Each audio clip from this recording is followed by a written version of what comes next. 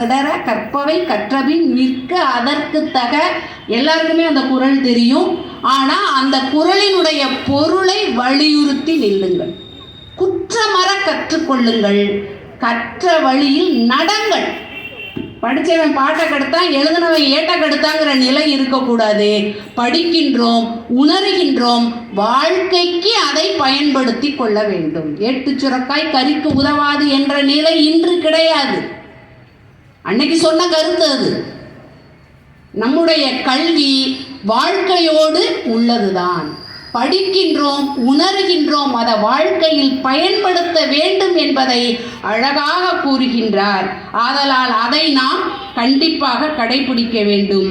கல்விங்கிற அதிகாரத்தில் அடுத்து சொல்றாரு, ஒருமைக்கண் தான் கற்ற கல்வி ஒருவருக்கு எழுமையும் ஏமாப்பு உடைத்து. ஒருத்தன் கல்வி கற்றுட்டானா அந்த கல்வி அவனுக்கு மட்டும் பயன்படாது, எழுகின்ற பிறப்புகள் அனைத்தும். 7 பிறப்புங்கிறதையே நான் ஒத்துக்கல.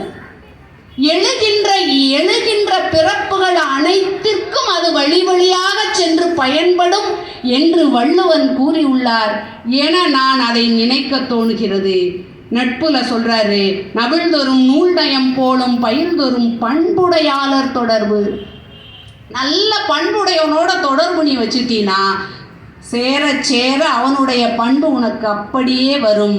அதுபோல நூல்களை படிக்க படிக்க நீ பண்பற்ற மாணவனாக, பண்பற்ற மனிதனாக ஆவாய் என்பதை நாம் உணர வேண்டும். மாணவ செல்வங்களே, உங்களுக்கெல்லாம் அதிக பாடங்கள் இருப்பதாக தோன்றத்தான் செய்யும்.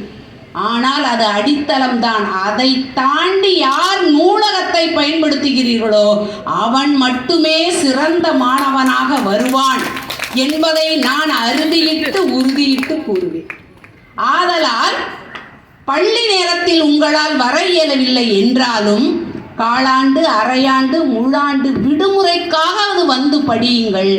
நீங்கள் நூலகத்தை பயன்படுத்தினால் மட்டுமே சிறந்த மனிதனாக உங்களால் வர முடியும் என்பதை நாம் உணர்ந்து கொள்ள வேண்டும். உடுக்கை இழந்தவன் கை போல அங்கே இடுக்கண் களைவதாம் நட்பு. ஒருத்தனுடைய நட்பு எப்படி இருக்க வேண்டும் என்பதை தெரிந்து கொள்ளுங்கள்.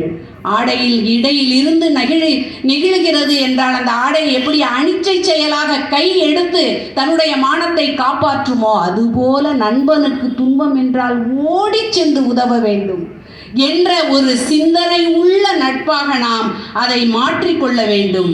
அடுத்த ஒரு சிறப்பான ஒரு கருத்தாக நான் நினைப்பேன், பெரியாரை துணை கொள்தல்.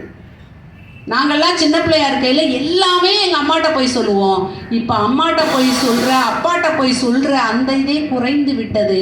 உங்களுக்கு ஒரு துன்பம் என்றால் நீங்கள் முடிவெடுக்காதீர்கள். உங்களை விட பெரியோர், படித்தவர், உங்களுக்கு யாரை மிகவும் பிடிக்குமோ அவர்களிடம் சென்று ஆலோசனை கேட்டு அதன் பின்னால் முடிவு செய்யுங்கள். மாணவ செல்வங்களே, உங்களுடைய அந்த நிலை தடுமாறுகின்ற பருவம் என்றே உளவியல் கூறுகிறது. உங்களுக்கு தோன்றும் எனக்கு எல்லாம் தெரியும் என்று உங்களுக்கு தோன்றும். ஆனால் எல்லாம் உங்களுக்கு தெரியாது. ஆதலால் பெரியாரை துணை கொள்தல் வேண்டும் என்ற ஒரு சிந்தனையை உங்கள் மனதிற்குள் வைத்துக் கொள்ளுங்கள். அரியவற்றுள் எல்லாம் அரிதே பெரியாரை பேணி தமரா கொள்ளல். பெரியவர்களை யாராவது பெரியாரை துணை கொண்டால் அதுதான் அரியவற்றுள் எல்லாம் அரிது என்பதை நாம் உணர்ந்து கொள்ள வேண்டும்.